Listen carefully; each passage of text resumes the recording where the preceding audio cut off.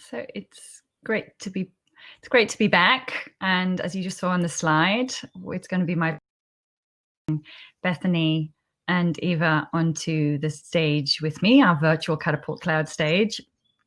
So Bethany was introduced to me by Eva from the Conduit. So there are a number of Conduit members with us here, I know, today in the Catapult Cloud. I am sort of a very proud founding member of the Conduit. And the Conduit is a space in London, a physical space that unfortunately is not accessible right now. So it is now a digital space, but it is a convening space for those of us similar to the Catapult community, sort of pushing forward to create sort of a different, sort of more humane, more sustainable planet. And I sort of reached out to, so we are partners of the Conduit at Catapult, and I reached out to sort of the team there to say, do you have any interesting, great sort of women in tech that are doing interesting things that we could interview and enjoy conversations with? And Bethany was top of the list. And when I looked into sort of the work that she was doing, and especially as I have young kids at home myself, I was thrilled that she was available and Eva was available. I'm going to hand over to you both and let you enjoy your conversation on the stage, and then both will be available in a session room at the top of the next hour. So do sort of go and find them there, and I will leave it to the two. Enjoy. Perfect. Thank you so much, Alison. Thank you very much. So I'm Eva-Maria Dimitriadis. I'm the managing partner of Conduit Connect, and we're thrilled to be partners with Catapult. And as Alison said, we have many fantastic female entrepreneurs in our midst, and Bethany is one of them, and thrilled to be here sharing what she does. The Conduit Connect is a platform for helping high impact entrepreneurs and businesses to get access to investors, resources, mentors, advisors, and everything that they need to scale. And when we were introduced to Bethany and Tech Will Save Us, it was clear that this was going to be a game changer, and that was before COVID. So without further ado, Bethany, why don't you tell us a little bit about what Tech Will Save Us is and how you came up with the idea? Yeah, for sure. So I might just share my screen while I talk, just with a little slide that can bring to life this a little bit more. So can you see my screen okay?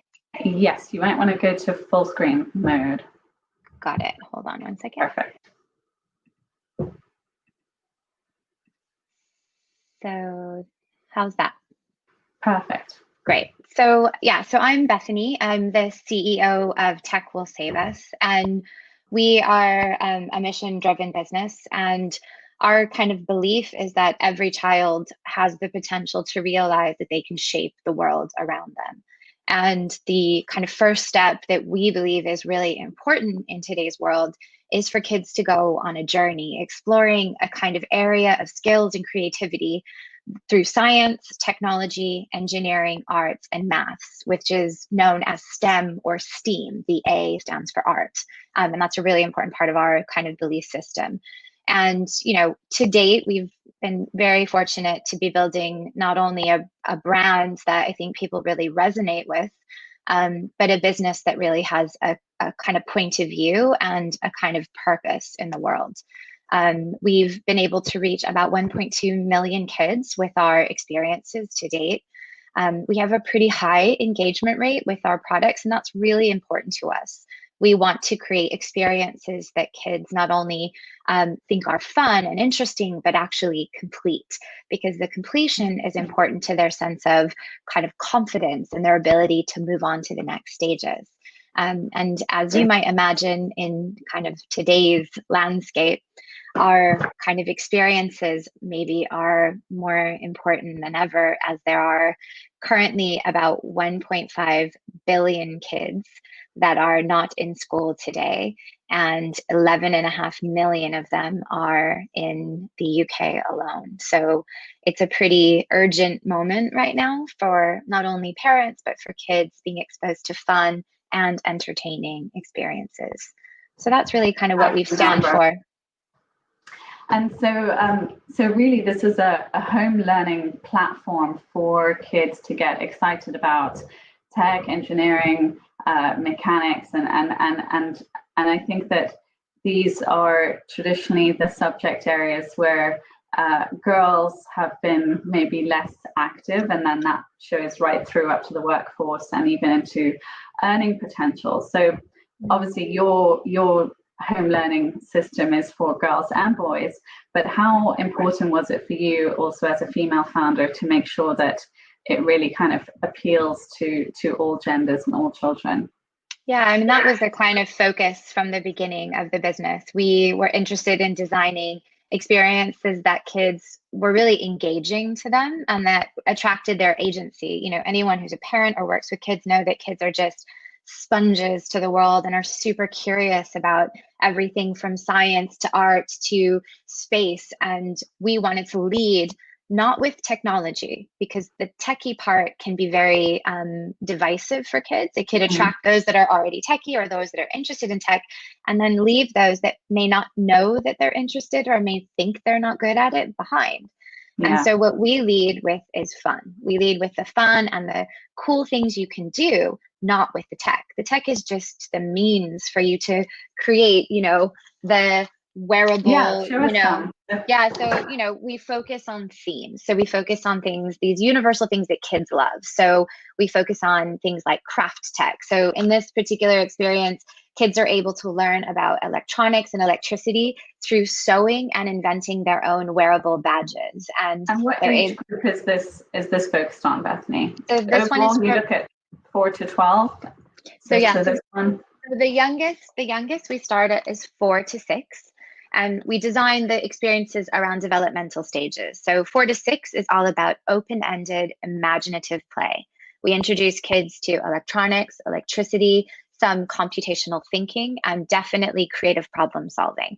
So kids are able to build, you know, 40 plus projects, learning about all kinds of electronics and electricity through building unicorns whose horns light up, or the game Operation, something as simple as electronic Play-Doh. So a really fun, really tactile, really malleable experience. I've bought some of these for some nieces and nephews, and there's been great feedback. Your son, I think, is 8. What's his favorite of the Tech Will Save Us empire? So he is very excited about gaming. So he plays a lot of different kinds of games. And so one of the themes that we focus on is game tech. And so we developed this product, which is called the Arcade Coder.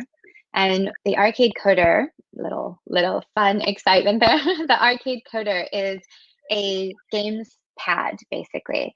And it has a digital experience that's connected to it. And basically, it has 144 buttons that is all about helping kids to invent and create their own games. So they're able to go ahead. Product. How much is it to buy one of those? How accessible is it for kids around the world? Yeah, so our prices range from $14.99. This product is $89.99, and it has essentially a long tail of experiences that kids can do week on week. They can go from playing games to programming games. We have, you know, a super high retention rate on this particular product. Kids are coming back 2-3 times a week to not only play games that they've made, play games other kids have made, but then to actually create animations. We've had kids program like clapping hands on their arcade coders for the NHS clap. We've had kids invent, you know, games for their siblings, and it really encourages multiplayer gaming. So it's intentionally designed as a square, as a cube, because one of the pieces of feedback we got is that parents are really concerned about screen time, and they're really concerned about their kids being solitary, not playing with others, not playing with the family. This is designed for multiplayer gaming. It is intentional that you are designing games to play with other people, and you use a screen as part of the experience, but it's never looked at as screen time because you're creating in the world, not on the screen. The screen is just a tool for what you're doing. That's a brilliant point, actually, and especially during this lockdown period, I know so many parents who are concerned about the ratio of playtime and screen time, and so paradoxically, this has been a very fruitful period for Tech Will Save Us. Of course, a lot of people are really excited to buy these products and entertain their kids at home. And you've launched a new product, a digital product. Can you tell us a little bit about that and how it works and the interaction for kids? Yeah. So one of the strategies that we had this year was to launch more what we call clubs, which are subscription-like experiences that have a kind of regularity to them. That's really great for parents because they know that their kids will have, excellent kind of like products or content on a weekly basis. And it's great for kids because they look forward to these new activities that they can do. So we launched one specifically about games design. We've had such a kind of high interest in this as a theme for both boys and girls that we thought it was a great way to engage and help out kids and parents while they're at home. So we launched a club called the Games Designer Club, where kids get at least 2 to 3 activities on a weekly basis, all about learning the skills and the kind of knowledge all around becoming a games designer. So I think it's something, sorry? And that's totally free? So we've launched it for free. It'll be free until kids go back to school. We think this is a really important thing that we're able to do right now. And we launched it about 2 weeks ago, and we have over, I think it's something like 800 people now that have signed up, which is really wonderful. We're super thrilled to be able to help kids and parents right now. We'll share all the links to this in our live Q&A on the hour, so 1 o'clock if you're in Europe or 12 in the UK. And so, what about sort of reach? You talk about 800 kids in the gaming club, and obviously you've sold many more units even prior to that. How far has Tech Will Save Us got in terms of user base? And also, since we're speaking to a very Nordic-based community today, can you tell us about languages and instructions? Do children need to be able to read to figure this out, or do they need parental help, or can you translate it into local language? Yeah, so from a reach perspective, as I mentioned in the intro, we've reached about 1.2 million kids, which we're really pleased to have been able to have that kind of reach. In the early stages of the business, we were focusing on mainly the US and the UK, but we've now translated a few of our products into about 5 different languages. And so we're well placed to be able to now expand into new territories and new areas where language might be a barrier. But what we have done, which I think is really important, is the product experiences are not text heavy. We know, and that's not just because of language. It's actually because of kids don't have attention span for instructions. and also kids just really resonate with video-based content, animations, and we're able to bring sound waves to life in a way that you just can't with a static sheet of paper or with a static instruction, because you can actually show how something's working. You can show the invisibility of how electricity works or electronics works. And so we do a lot of visual-based instruction and a lot of visual-based information sharing. So so that's a really important part of our design philosophy, if you will. Great. And speaking of design, so you're a designer by training. Yes. I think it'd be wonderful to talk a little bit about impact. And obviously, it goes without saying that an ed tech business has a massive social impact, and it would be great to hear how you think of measuring that and the longitudinal aspect of the kids that are 4 today.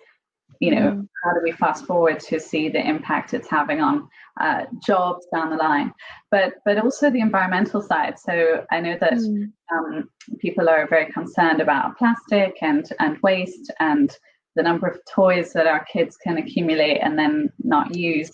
I know this is something you've thought about. How do you approach design and think about the environment in that process? Yeah, so we've thought a lot about kind of sustainability and the environment, I guess, just in the design of our product experiences. So I think one really important decision we made very early on was we don't have a lot of printed material in any of our products. We use a digital platform, and that digital platform is great for a bunch of reasons. One, it limits our, paper usage. It limits waste extensively for those that love Lego like we do. I mean, the amount of Lego instructions that we pile up and end up recycling is pretty intense. So we really focus on the digital platform, and this allows us to minimize a lot of the printed material and create, quite frankly, more engaging experiences. I think on a physical perspective, we design the products in a lot of cases to use the box and the recycled cardboard that is already inherently in the product kind of packaging itself. So for example, in the music kits, this is a synthesizer. It's actually made out of the box tray that comes inside of the packaging itself. And then you cut up the actual box itself to do decorations on the outside. So we try and, purely from a design perspective, use the materials that are already inherent in the product itself, or design the product in a way where you're using that as a tray to hold your materials as you're building. So we have a lot of very intentional design around that. We use pretty much 100% recycled cardboard in most of our materials. We use probably 90% less plastic than most kind of toy or play businesses. We don't use a lot of plastic, and when we do use plastic, we use as much as we can kind of recycled or kind of reused plastic from our factories.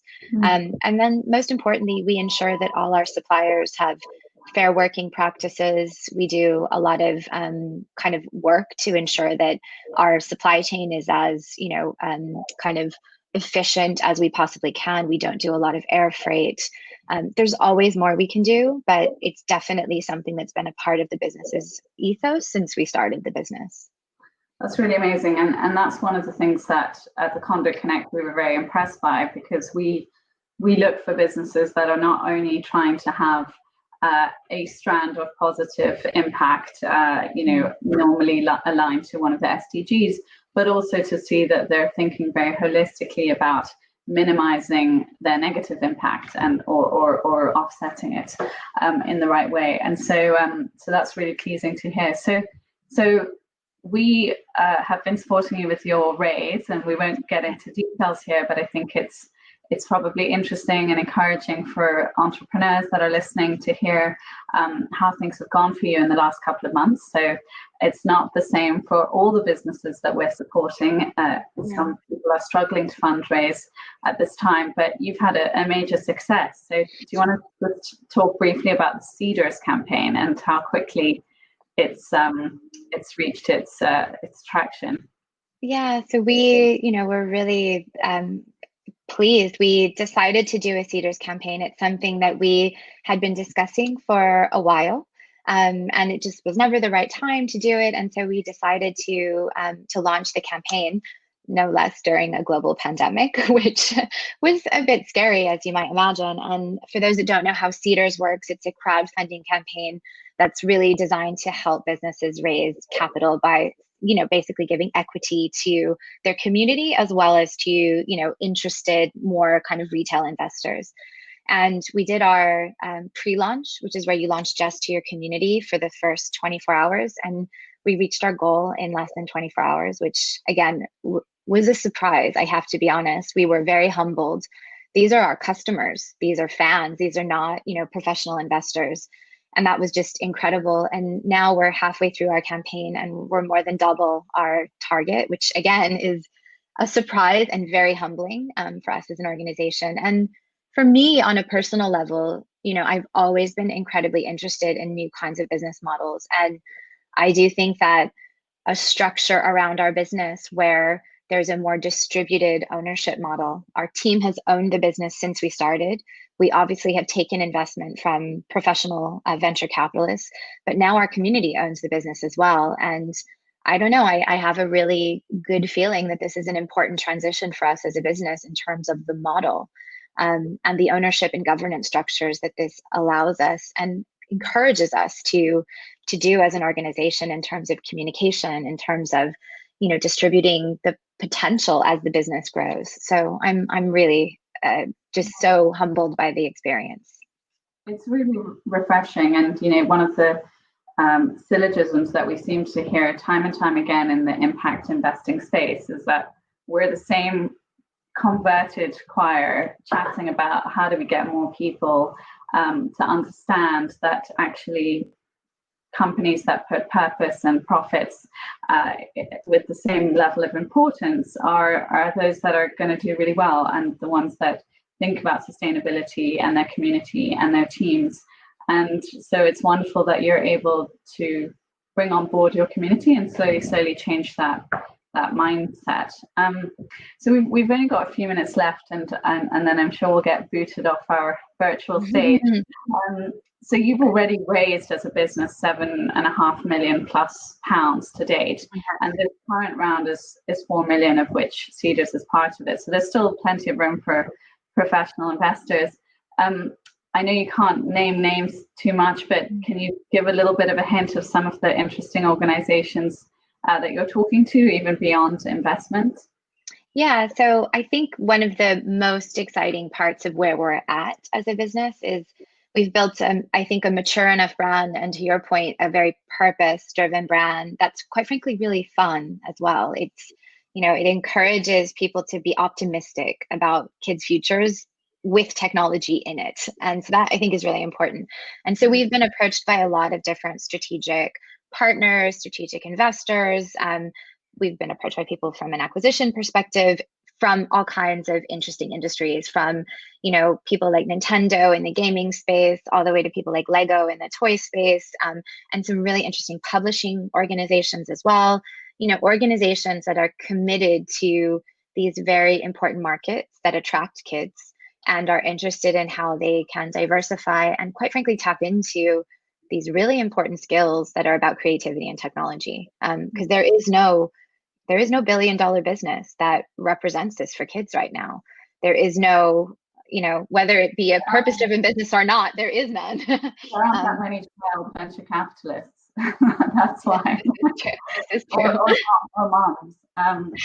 So something we're all working to shift. I mean, about 43% of the companies that Conduit Connect supports have a female founder, and that's really important for us to be shifting that dial and making sure that obviously it's all meritocratic, and we have very clear processes for selecting businesses, but we want to make sure that we don't overlook opportunities like this. And it's very refreshing, actually, because the educational space, I mean, no one doubts how important education is, and we've seen more than ever in the last 2 months how frustrating it is when the pillars of a society like our schools aren't able to serve us. But I think it's genuinely been an area that's been difficult to disrupt and to see true innovation, especially when you talk about the 1.5 billion kids who aren't at school at all, and I'm not talking about during the pandemic. So it's great to see this, and I hope that, as the business grows, we can find ways to get this to the last mile as well, and impact. Absolutely. So, final question before we get booted off. So what's been your greatest piece of tech? What's your go-to gadget in life, or the thing you can't live without? Oh God, I have to be more creative than my phone, because I have a love-hate relationship with my phone for sure. I mean, something that is an everyday part of our lives, which we use a lot as a family, is, we do have a Google Home, and it's been a pretty interesting experience having kids, having a voice assistant that they've grown up with, and how it has become a part of not just, tactical things and, kind of more, asking about the weather and stuff, but how it becomes this kind of funny part of our lives. We've asked Google to play games with us, to tell jokes, it's this more natural in the world way of using technology. And I think that's the part I'm most excited about, is a world where the screen is not our window to the world of technology, but rather our environments naturally allow us to interact with them and create a more human way of being together. And although assistants are still quite immature, you could see how this is starting to create that kind of behavior. So I really enjoy this as part of a technology in our family. Thank you so much. I have to jump into the conversation at this point because we are running out of time, but thank you so much, Bethany and EvaMaria, for a very inspiring conversation. And if you want to engage in the Q&A, there's going to be a Q&A session, 35 minutes from now, 1:00 p.m. CAT, and you will find it in the sessions overview. And you can meet up there and ask your questions to EvaMaria and Bethany. We're going to take a short break here from the main stage, and at 1:00 the next session on this stage is going to be the impact lunch conversation with Norrsken. And until then, thank you very much. Thank you so much. Thank you. Bye-bye. Bye.